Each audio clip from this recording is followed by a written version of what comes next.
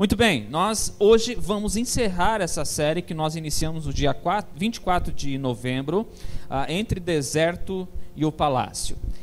Eu acho que você já entendeu algumas coisas dentro dessa série. Uma delas é que Davi, ele não assumiu como rei imediatamente quando ele gostaria. E talvez, teve 3 pessoas que falaram comigo no WhatsApp, perguntando algumas coisas, porque elas começaram a ler o livro de Samuel e algumas coisas ficaram meio confusas, né? Uma delas me questionou assim: como assim Deus mandou o seu povo dizimar tal cidade? Outra pergunta: como assim Deus enviou um espírito para perturbar o tal do Saul? Outra pergunta: como assim, quem já terminou de ler o livro 2 Samuel, né? Como assim o Davi fez tudo o que fez no palácio? Davi passa por toda aquela história linda com Deus no deserto, e quando ele chega no palácio, ele fica irreconhecível com suas atitudes. Como assim?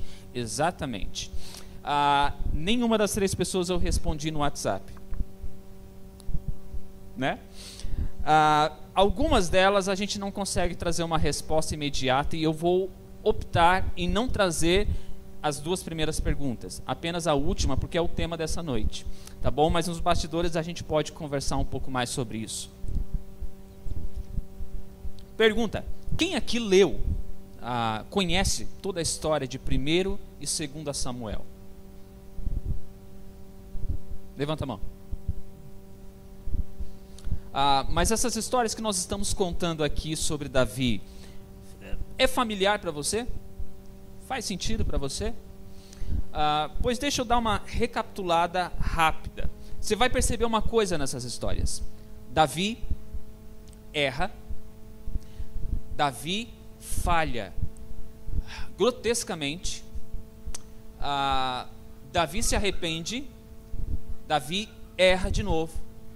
Mas uma coisa interessante na vida de Davi: Davi amava a Deus. A gente também faz isso. A gente erra, a gente falha, a gente se arrepende, a gente volta, a gente erra de novo. A pergunta é: nós amamos a Deus?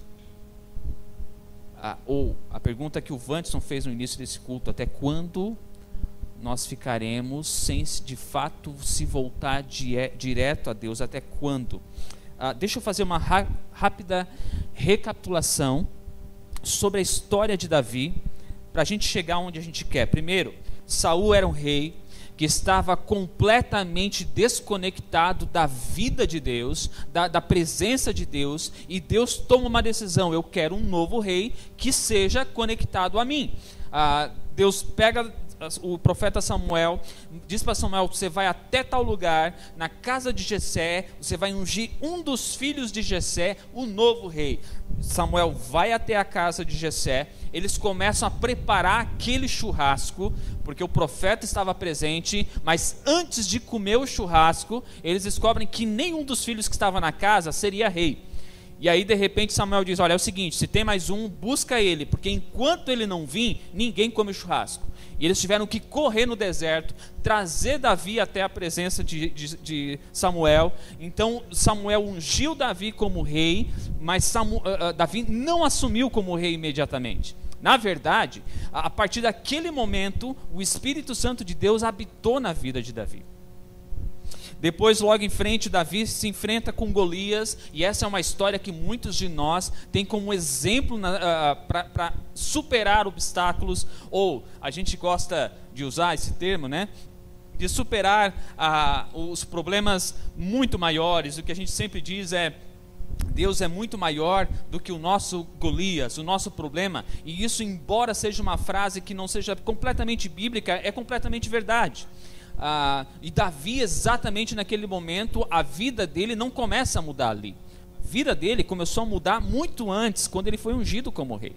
Mas o interessante é que, se nós olharmos a vida de Davi, ainda antes de ser ungido como rei, Davi aprendeu como é que ele mataria Golias. muito antes de ter sido ungido rei. Ele descobriu como ele mataria Golias, da onde ele tiraria coragem para isso, no deserto, cuidando das ovelhas do seu pai. Quando Davi chega na frente de Golias, e ele enfrenta aquele Golias, aos olhos de todos os filisteus, aos olhos de todos os israelitas, que estavam amedrontados e com a sua moral no chão, Saul observou isso, e a partir daquele momento, Davi nunca mais voltou para a casa do seu pai. A partir daquele momento, Davi foi morar no palácio.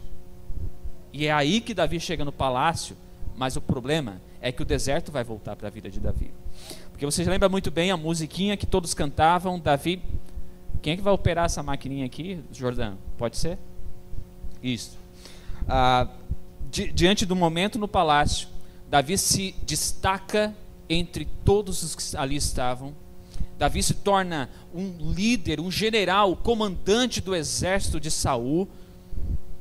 E a música que se cantava era: Davi mata dezenas de milhares.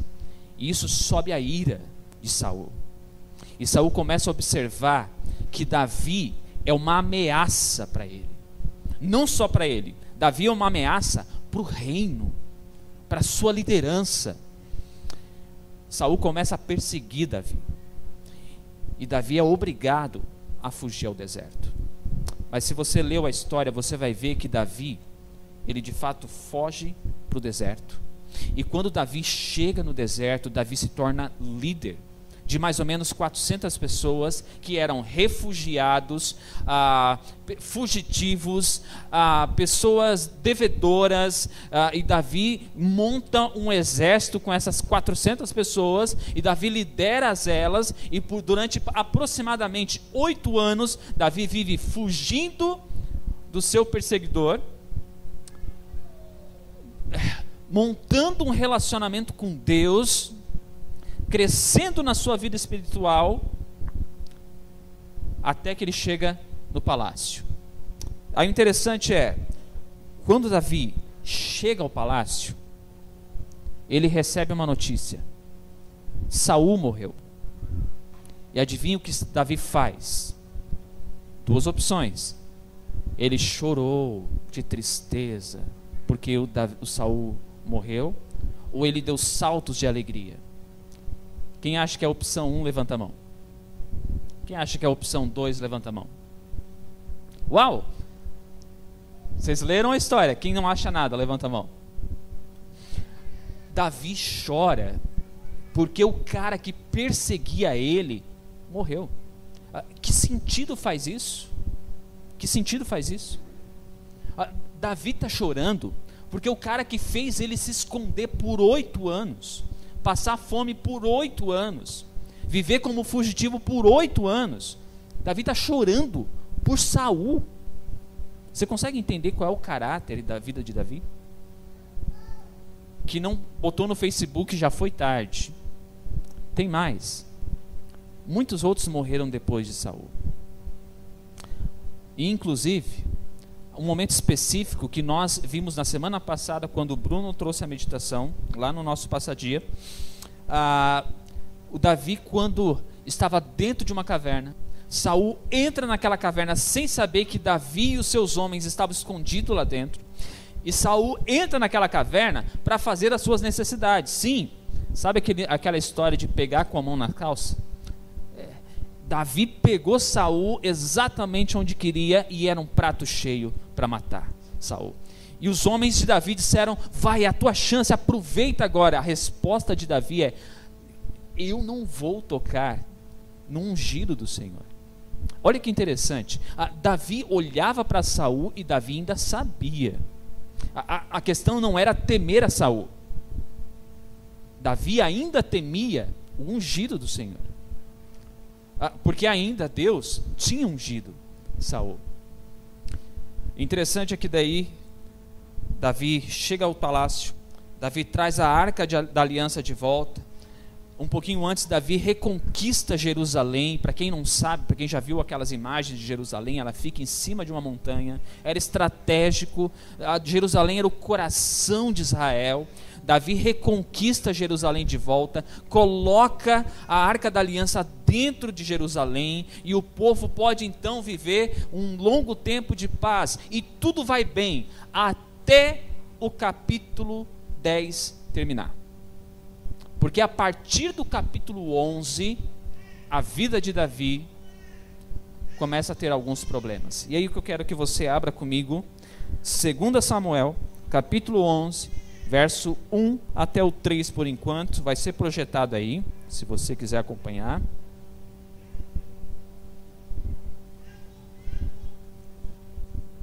Davi, 2 Samuel, capítulo 11, versículo 1, 2 e 3.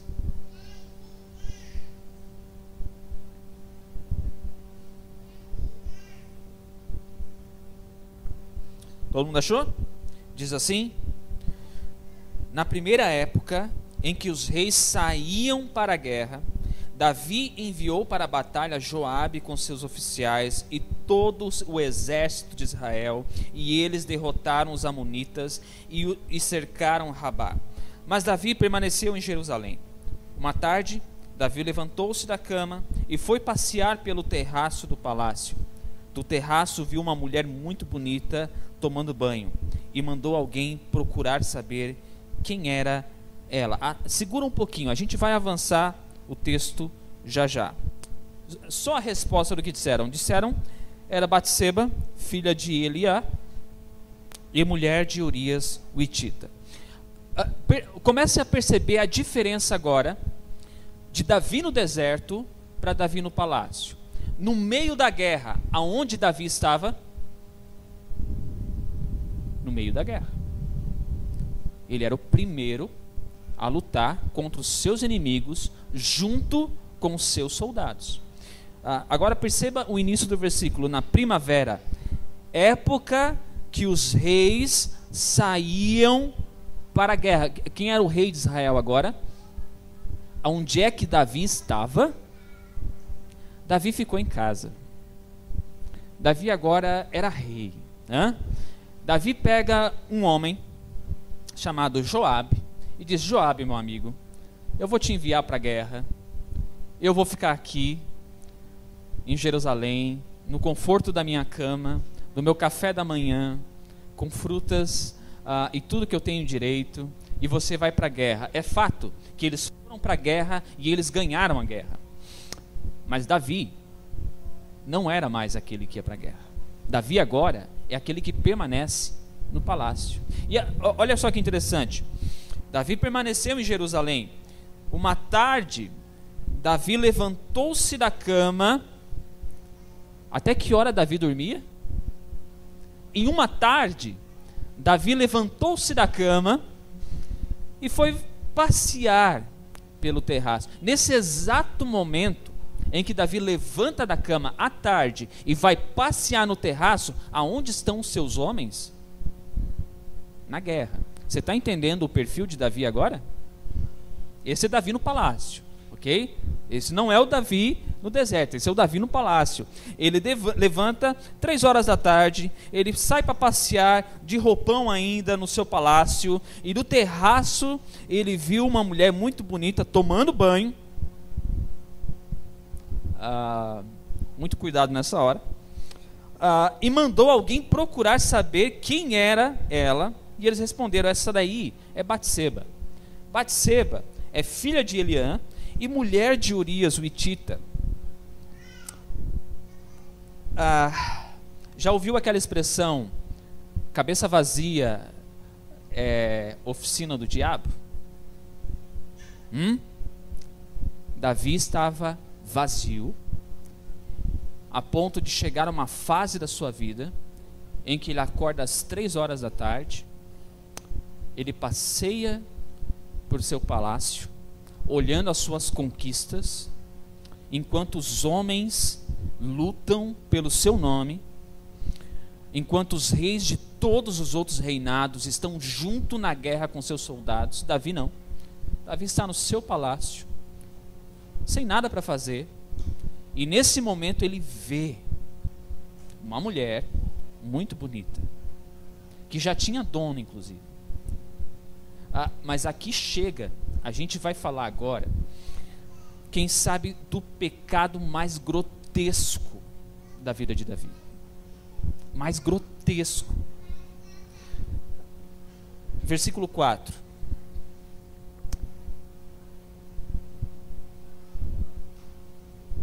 Davi mandou que a trouxessem e se deitou com ela, que havia acabado de se purificar da impureza da sua menstruação. Depois voltou para casa. Sabe qual era o nível de Davi agora? Era de saber que ele podia o que ele quisesse, a hora que ele quisesse, quando ele quisesse. É aquela posição de dizer: hoje eu quero essa. Ele já não tem mais medo do problema que isso pode dar. Ele não tem medo do que Deus vai pensar sobre isso. Ele simplesmente decide: eu quero essa. Traz para mim. Esse é o perfil de Davi que nós vimos lá no deserto? Foi esse Davi que nós vimos matar o Golias? Sim, foi esse Davi que nós vimos matar Golias. Mas o que aconteceu com Davi agora no palácio? O que aconteceu com Davi, aquele Davi que enfrentou tudo e todos em nome de Deus? O que aconteceu com aquele Davi que fazia com excelência, quando ele simplesmente era um pequeno pastor de ovelhas? O que aconteceu com aquele Davi que fazia o melhor quando não era o rei e ainda estava no palácio? O que aconteceu com esse Davi? O interessante é que a mulher engravida, e aí inicia uma verdadeira correria para conseguir encobrir o pecado. Eu vou te dar, deixa eu contar aqui, 8 situações que Davi fez para resolver a questão. A primeira, Davi chama Urias da guerra. Quando Urias chega na frente de Davi, Davi olha para Urias, dá um tapinha nas costas, diz: senta, come alguma coisa, restaura as suas forças. Quem sabe à noite você vai dormir na sua casa, tenha uma noite com a sua esposa. Quem sabe você pode ter uma noite de descanso. Você é um ótimo servo, bom e fiel. Urias volta para casa, mas ele sai da sua casa e vai dormir na escadaria do reino, do palácio. E sabe quem dormia nessa escadaria? Os guardas dormiam ali. Ele foi dormir entre os guardas e não foi dormir com a sua esposa. Davi fica sabendo que o plano dele deu errado, chama Urias de novo e ele fala: Urias, você tem uma chance que nenhum outro tem. No meio da guerra, você está aqui deitado na escadaria com os soldados. Vai para a tua casa, para o calor da tua esposa. Interessante que é nesse momento que Urias, presta atenção nisso, viu? Urias esfrega na cara de Davi caráter. Aonde é que Davi estava? No meio da guerra, no palácio. Urias foi chamado ao palácio também durante a guerra, mas Urias olha para Davi, no versículo 11, leia comigo, versículo 11, capítulo 11. A arca e os homens de Israel e de Judá repousam em tendas. O meu senhor, Joabe, e os seus soldados estão acampados ao ar livre. Como poderia eu ir para casa para comer, beber e deitar-me com minha mulher? Juro por teu nome. Nome de quem? De Davi. E por tua vida, que não farei uma coisa dessas. Quem aqui tem caráter? Nós estamos falando de Davi e Urias. Davi se depara com alguém muito mais fiel do que ele, com alguém que está fazendo aquilo que Davi deveria estar fazendo. Urias aqui lembra muito mais o Davi do deserto. Você percebe que o perfil e o caráter de Urias sinalizam aquele Davi que nós conhecemos lá no deserto. O texto continua. Davi, percebendo que isso deu errado, ele chama Urias para sua sala, ele dá bebida para Urias, ele tenta de novo fazer com que Urias, talvez agora embriagado, ele vai esquecer da sua promessa, do seu caráter e da sua fidelidade, e ele vai se deitar com a sua esposa, e todo o meu pecado vai ser encoberto. Urias sai da presença de Davi e vai de novo para a escadaria. Dorme com os soldados, mas não dorme com a sua esposa. Davi, vendo que não ia dar certo, Davi escreve para Joabe, versículo 15. Davi disse para Joabe o seguinte: ponha Urias na linha de frente e deixe-o onde o combate estiver mais violento, para que seja ferido e morra. Deixa eu lembrar uma coisa para você, de alguns episódios anteriores. Você lembra o momento em que Saul não conseguia matar Davi, o povo amava Davi, e então Saul tem um ótimo plano.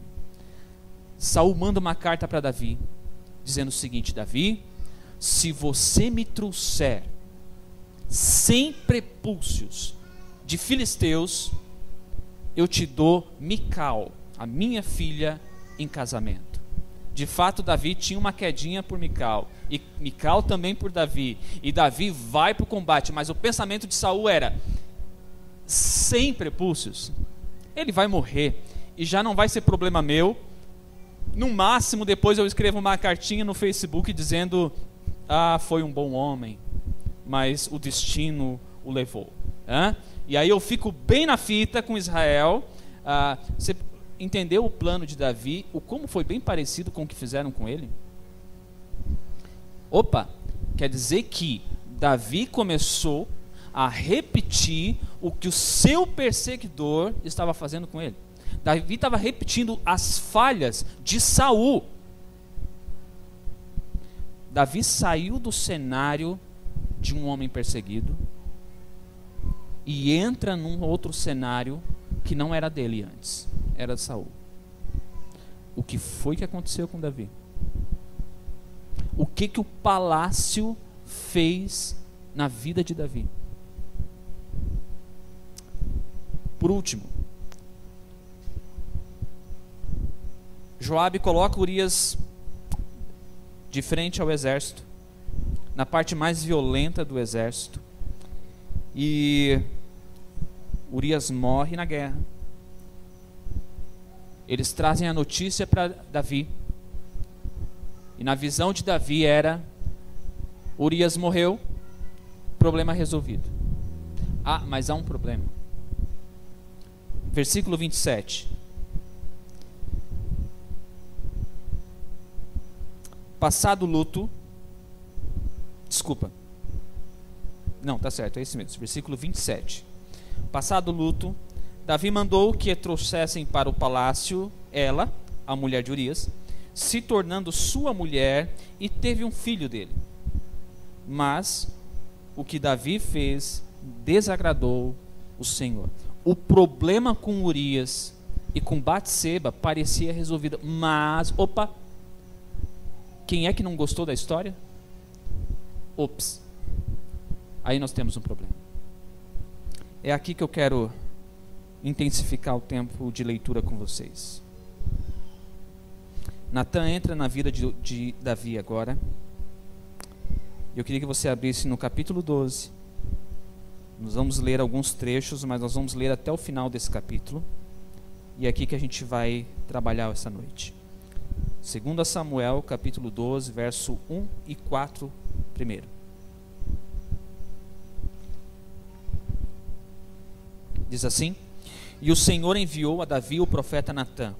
Ao chegar, ele disse a Davi: 2 homens viviam numa cidade, um era rico e o outro pobre.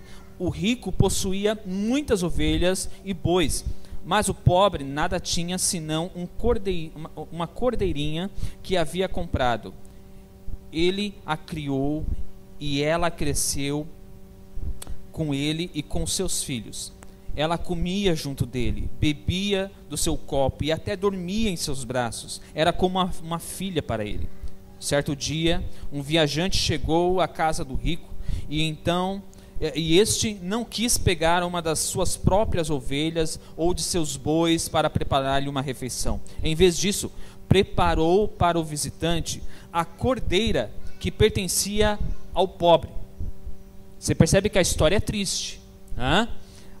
Veja a ira que Davi tem ao ouvir essa história que Natã está relatando. Versículo 5: Então Davi encheu-se de ira contra o homem e disse a Natã: juro pelo nome do Senhor que o homem que fez isso merece a morte. Deverá pagar 4 vezes o preço da cordeira, porquanto agiu sem misericórdia. Uau! Por um certo momento, a gente tem aquela sensação de que o tal do Davi do deserto, aquele Davi corajoso, sábio, impetuoso, ressurgiu. E aí Natã olha para Davi e disse: você é esse homem. Assim diz o Senhor, o Deus de Israel: eu o ungi rei de Israel e livrei-o das mãos de Saul, deixei-lhe a casa e as suas mulheres do seu senhor, dei-lhe a nação de Israel e Judá, e se tudo isso não fosse suficiente, eu lhe teria dado mais ainda. Porque você desprezou a palavra do Senhor, fazendo o que ele reprova? Você matou Urias, o hitita, com a espada dos amonitas, e ficou com a mulher dele. Por isso, a espada nunca se afastará da sua família, pois você me desprezou e tomou a mulher de Urias, o hitita, para sua mulher. Deixa eu fazer uma pausa rápida aqui. Você vai perceber na vida de Davi, que Davi era um ótimo comandante do exército. Davi era um ótimo líder como rei. Davi era um ótimo economista para Israel, mas Davi era um péssimo pai, marido e chefe de casa. Péssimo. A sua profissão era perfeita. Ele se esmerava dentro do que ele fazia, mas os seus filhos não amavam seu pai, não respeitavam seu pai. E é interessante que quando a gente vê o que Deus diz que vai acontecer, que a espada não cessará dentro da sua família, um dos filhos de Davi mata outro filho de Davi. E sabe por quê? Porque esse outro filho de Davi abusou de Tamar, que era a filha de Davi. Você está entendendo o que aconteceu na vida de Davi? O texto continua: assim diz o Senhor, da sua própria família trarei desgraça sobre você. Tomarei as suas mulheres diante dos seus próprios olhos e as darei a outro. E ele se deitará com elas em plena luz do dia. Você fez isso às escondidas, mas eu o farei diante de todo Israel em plena luz do dia. Então Davi disse a Natã: pequei contra o Senhor. E Natã respondeu: o Senhor perdoou o seu pecado, você não morrerá.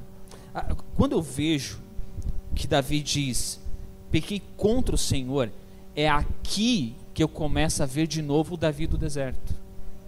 Não é quando ele se levanta com uma postura de líder e de rei e tenta fazer justiça pelo seu povo, quando Natã conta aquela historinha. Não, quando a gente vê Davi surgindo de novo, o mesmo Davi do deserto, é quando ele se arrepende. É quando Davi reconhece de novo quem ele é. É aí que a gente vê, de fato, Davi voltando. Davi voltando à consciência de quem ele era. Natã ainda continua dizendo: entretanto, uma vez que você insultou o Senhor, o menino morrerá. Depois que Natã foi para casa, o Senhor fez adoecer o filho que a mulher de Urias dera a Davi. Aqui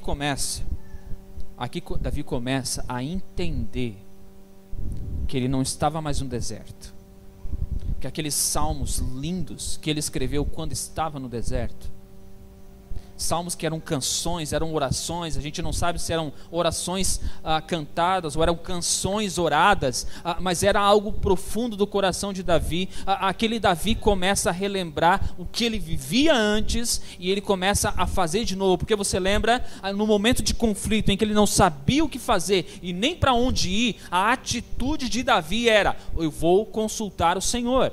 Eu preciso saber o que o Senhor pensa a respeito. Eu não posso simplesmente tomar uma atitude. Eu falo com o Senhor. É nesse momento que Davi começa a retornar para o Senhor.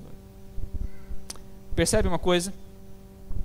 O palácio é o lugar mais perigoso para a gente se perder, para a gente esquecer quem é Deus. Não é o deserto.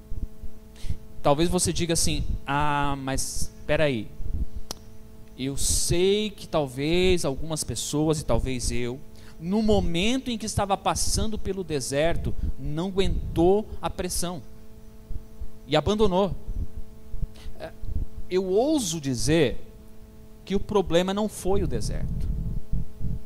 Eu ouso dizer que talvez você já esteve no palácio e você não nutriu o seu relacionamento com Deus. E quando o deserto chegou, você não aguentou a pressão. Eu ouso dizer que no ordinário com Deus, nós não nutrimos o nosso relacionamento com Deus. E quando chega um momento difícil, a gente não aguenta. O problema de Davi é que quando ele chegou ao deserto, ele parou de nutrir o seu relacionamento com Deus. E quando Davi para de se conectar a Deus, ele começa a cometer os mesmos erros e falhas que Saul cometeu, no mesmo posto, na mesma posição que Davi. Versículo 16. E Davi implorou a Deus em favor da criança, e ele jejuou, e entrando em casa, passou a noite deitada no chão. Os oficiais do palácio tentaram fazê-lo levantar-se do chão, mas ele não quis e recusou-se a comer. 7 dias depois, a criança morreu. Os conselheiros de Davi estavam com medo de dizer-lhe que a criança estava morta, e comentavam, enquanto a criança estava ainda viva, falamos com ele e ele não quis escutar. Como vamos dizer-lhe que a criança morreu? Ele poderá cometer alguma loucura. Davi percebeu que seus conselheiros cochichavam entre si, compreendeu que a criança estava morta e perguntou: a criança morreu? Sim, morreu, responderam eles. Esse último versículo que eu quero ler com vocês, eu queria que você prestasse muita atenção nele. Então Davi levantou-se do chão, lavou-se, perfumou-se e trocou de roupa. Depois entrou no santuário do Senhor e adorou.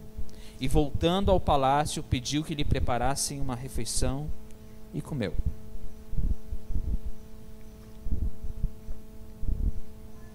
O filho de Davi morreu. Todo o clamor que Davi fez pareceu ter sido em vão. A sua resposta não foi atendida. E a atitude de Davi é se levantar,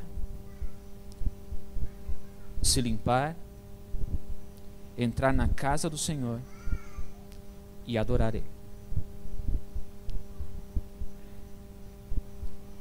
Aonde é que Davi está com a cabeça?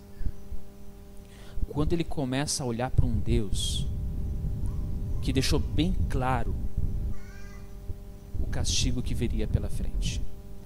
Onde é que Davi está com a cabeça em continuar servindo e adorando um Deus que não poupou a vida do seu filho? Ou onde é que está a misericórdia de Deus? Aonde é que ficou aquele amor que Deus tinha por Davi?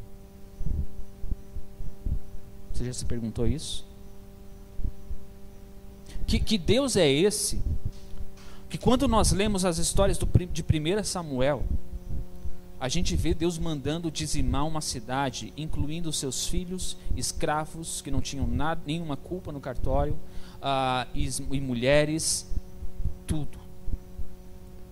Que misericórdia é essa? Provérbios não fala que a misericórdia de Deus se renova a cada manhã? talvez alguma manhã a misericórdia do Senhor não se renovou, e o povo pegou Deus. Davi pecou bem no dia que a misericórdia de Deus não tenha se renovado, e talvez por isso Davi pegou Deus exatamente no momento que ele acordou com o pé esquerdo, e Deus não estava muito para papo naquele dia, e por isso Deus castigou Davi. Aonde é que estava a misericórdia de Deus com Davi? Essa é a pergunta que nós fazemos diante das consequências. Essa é a pergunta que nós fazemos. O problema é, nós não fazemos as perguntas de antes do ato. Aonde é que estava a cabeça de Davi quando começou tudo isso? Aonde é que estava a cabeça de Davi quando ele decide não ir para a guerra? Porque se ele estivesse na guerra, ele não teria pecado com Batseba. Vocês entenderam isso? Se Davi tivesse cumprido a agenda do rei, que era normal, ele não tinha errado. Se Davi tivesse pensado e sido obediente, feito com excelência, como ele costumava fazer o tempo todo, Davi não tinha feito o que fez. Percebe isso? A gente normalmente pergunta: Deus, por que toda essa ira contra mim, contra nós? Deus, por que tudo isso? Deus, essa mão está pesada. Deus, a consequência é pesada demais. Deus, eu estou perdendo a minha família. Deus, eu não estou mais conseguindo pagar as minhas contas. Tudo porque eu comprei alguma coisa na Black Friday e não fiz o cálculo antes se eu podia ou não. Mas Deus, é pesado demais, porque daqui a pouco eu não vou conseguir mais pagar a minha internet. Daqui a pouco eu não consigo mais comprar tudo que eu quero de comida para a casa dos meus filhos. Deus, isso é muito pesado. A gente se pergunta sempre sobre a consequência. A gente não se pergunta antes do ato. E quando nós abrimos mão de se perguntar sobre o ato, a gente esquece do ato. A gente cobra a Deus da consequência. Especificamente na história de Davi, é registrado que Deus mandou a mensagem por Natã dizendo: a consequência vai ser pesada, e vai ser essa. E Davi, ao observar isso, ele ainda tenta reverter a história. Ele ainda tenta se colocar de joelhos e não abre mão para que Deus mude o pensamento. E é fato, Deus podia sim, Deus é Deus, mas Deus não muda. E o filho morre. O Davi que nós entendemos lá no deserto é esse Davi, que reconhece as suas falhas, que entendeu quem é esse Deus. E é uma coisa que nós esquecemos: Deus é fiel, Deus é justo e Deus é amoroso. Entenda uma coisa: Deus nunca vai ser um dia mais amoroso do que justo, e nem outro dia mais justo do que amoroso. Deus é quem Ele é todos os dias e ponto. Quando nós lemos uma história de que o povo de Israel dizimou uma cidade, e talvez você não conheça a história daquela cidade. Deus, quando criou o ser humano, Ele não criou o ser humano para que outro ser humano tivesse outros deuses e desse até a vida dos seus filhos para esses outros deuses. Era esse o contexto de quando Deus mandou dizimar aquelas cidades. Essas pessoas tinham deuses, do qual eles ofereciam em sacrifício os seus próprios filhos, para que os seus pedidos fossem atendidos. Deus diz: eu não quero esse tipo de gente nesse lugar.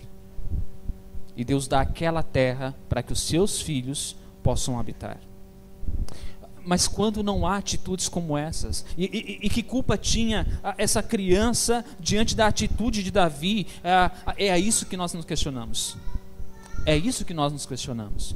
Que culpa tinha essa criança? Que culpa tem aquele povo lá da Ásia que em 2004 sofreram aquele dilúvio e matou muitas pessoas, mais de 300 mil pessoas mortas? Que culpa tinham aquelas pessoas por causa da fúria da natureza? consegue entender que a gente sempre começa a dizer: Deus, aonde é que tu está nessa situação? Deus, aonde é que tu foi parar nessa situação?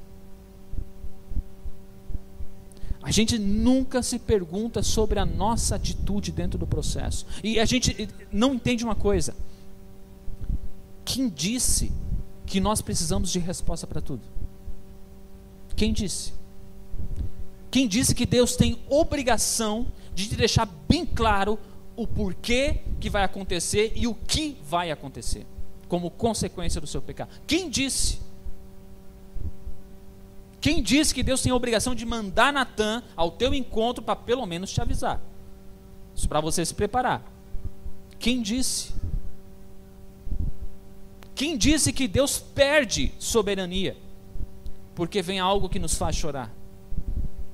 Porque Ele não nos poupa do nosso pecado? Quem disse? Talvez se a gente questiona Deus sobre as coisas que acontecem, comece a se questionar primeiro sobre o que você faz, sobre a consequência do que você faz. Porque se nós nunca nos perguntarmos sobre a nossa atitude, sobre o que nós fazemos, não temos o direito de perguntar para Deus. Nenhum direito. Eu quero terminar da seguinte maneira. No versículo 20, Davi se levanta, se veste, se perfuma, ele entra no santuário do Senhor e adora esse Deus. Davi volta de novo à consciência de quem ele é. Davi volta a lembrar quem é esse Deus. E o interessante é que Davi escreve um salmo. Enquanto o Vanderson vai fazer um fundo musical, eu queria ler esses salmos.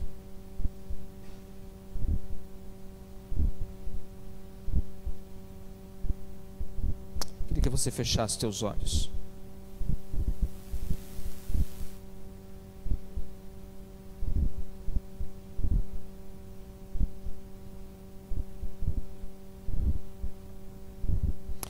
Escuta a minha oração, ó Deus. Não me ignore as minhas súplicas. Ouve-me e responde-me. Os meus pensamentos me perturbam e eu estou atordoado diante do barulho do inimigo, diante da gritaria dos ímpios, pois aumentam o meu sofrimento e irados mostram o seu rancor.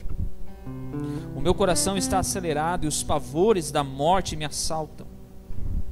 Temor e tremor me dominam e medo tomou conta de mim. Então eu disse: quem dera eu tivesse asas como a pomba, voaria até encontrar repouso. Sim, eu fugiria para bem longe, no deserto eu teria o meu abrigo.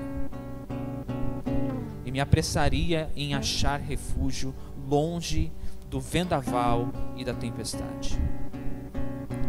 Destrói os ímpios, Senhor. Confunde a língua deles, pois vejo violência e brigas na cidade. Dia e noite eles rondam por seus muros. Nela permeiam o crime e a maldade. A destruição impera na cidade. A opressão e a fraude jamais deixam suas ruas. Se o inimigo me insultasse, eu poderia suportar. Se um adversário se levantasse contra mim, eu poderia defender-me. Mas logo você, meu colega, meu companheiro, meu amigo chegado, você com quem eu partilhava agradável comunhão enquanto íamos com a multidão festiva para a casa do Senhor. Que a morte apanhe os meus inimigos de surpresa. Desçam eles vivos para a sepultura, pois entre eles o mal acha guerrida. Eu, porém, clamo a Deus e o Senhor me salvará. À tarde, pela manhã e ao meio-dia, choro angustiado, e Ele ouve a minha voz. Ele me guarda ileso na batalha, ainda que muitos estejam contra mim. Deus que reina desde a eternidade me ouvirá e os castigará, pois jamais mudam a sua conduta e não têm temor a Deus. Aquele homem se voltou contra os seus aliados, violando o seu acordo. Macia como manteiga é a sua fala, mas a guerra está em seu coração. Suas palavras são mais suaves que o óleo, mas a sua afiada como punhos. Entregue a sua preocupação ao Senhor e Ele o sustentará. Jamais permitirá que o justo venha a cair. Mas tu, ó Deus, farás descer a cova da destruição aqueles assassinos e traidores, os quais não viverão a metade dos seus dias. Quanto a mim, porém, confiarei em ti.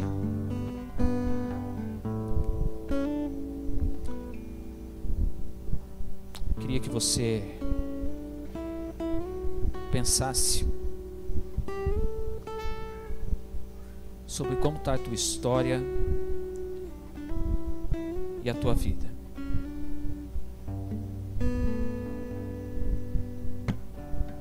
Davi chega no deserto e ele intensifica o seu relacionamento com Deus. Mas quando Davi está no palácio, ele precisa ser relembrado quem é Deus. Você está vivendo uma fase em que você precisa ser relembrado?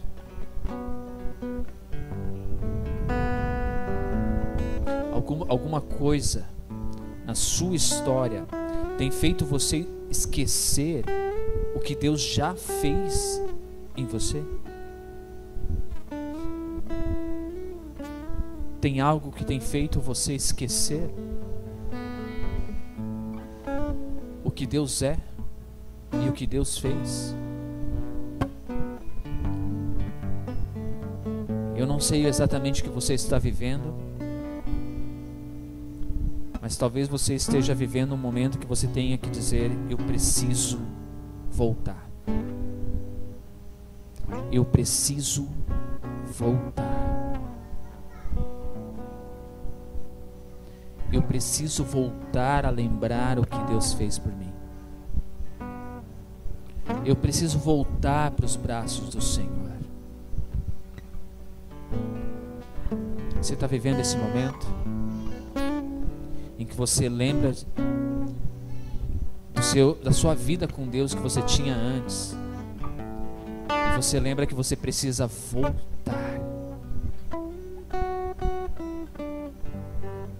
Hoje é dia de voltar para a presença do Senhor. Você quer voltar?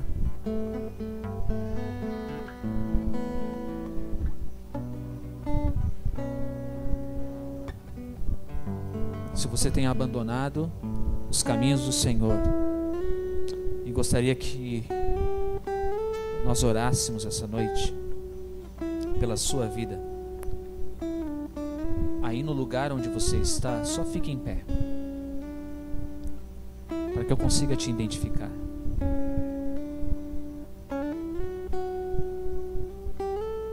Você percebe que já não era mais como era antes.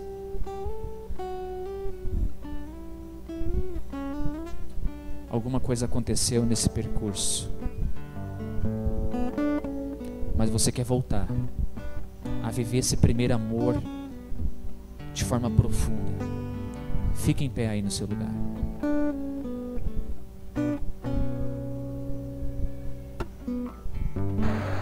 Durante essa canção eu queria que você ficasse em pé. Todo mundo pode ficar em pé.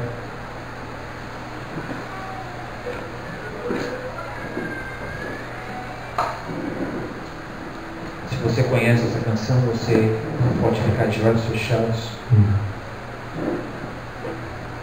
Eu queria que você cantasse com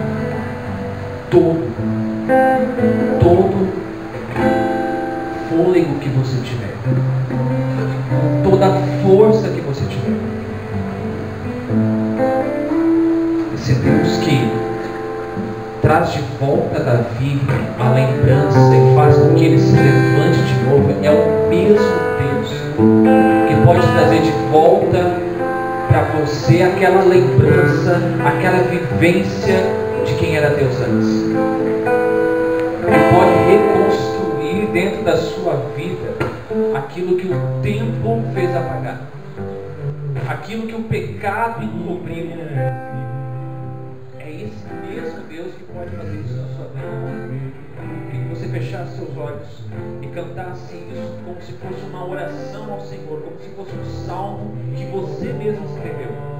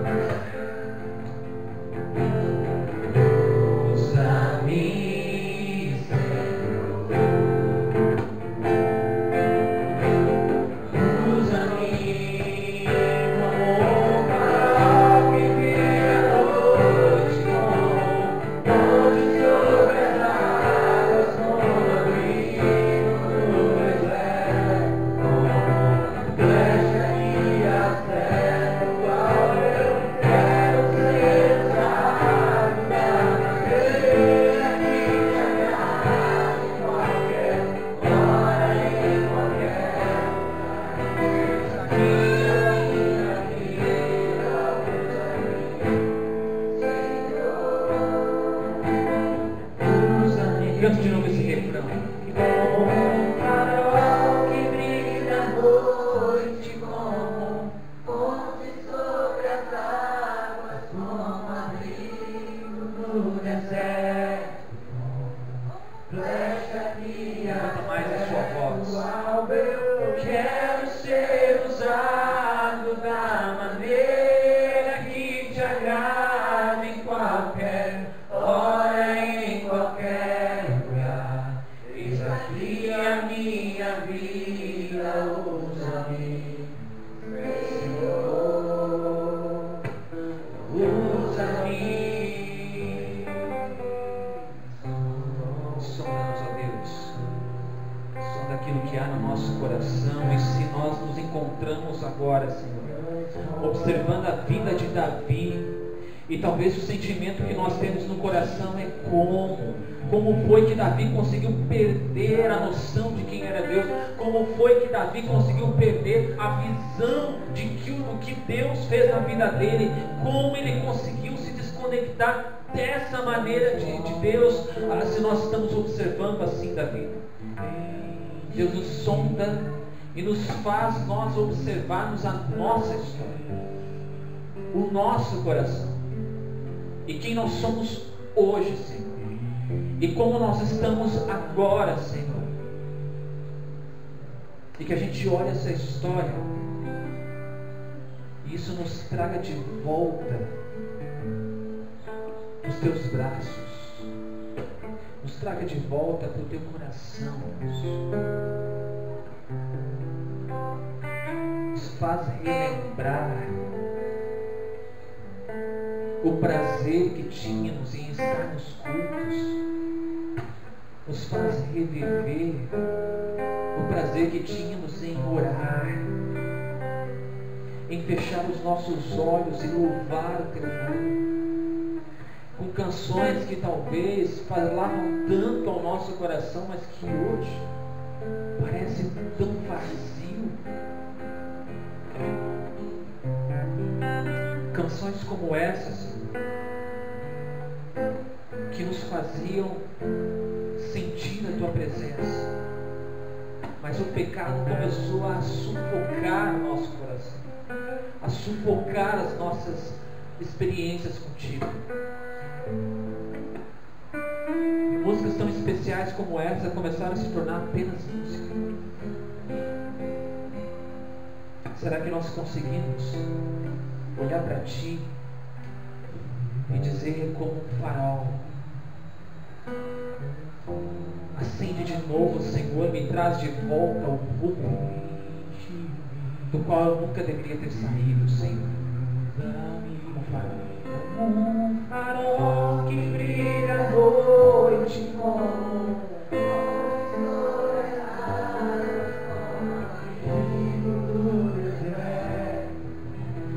flecha que acerta o alvo. Eu quero ser usado da maneira que te agrada, em qualquer hora, em qualquer lugar.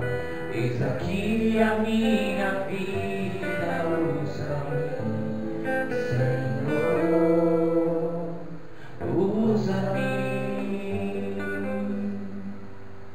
Te louvamos, Senhor, por nos trazer até esse lugar, debaixo da Tua segurança. E te pedimos, Senhor, que Tu nos leve debaixo da Tua segurança. Que a gente aproveite, Senhor, cada presença, cada comunhão que podemos ter um com os outros.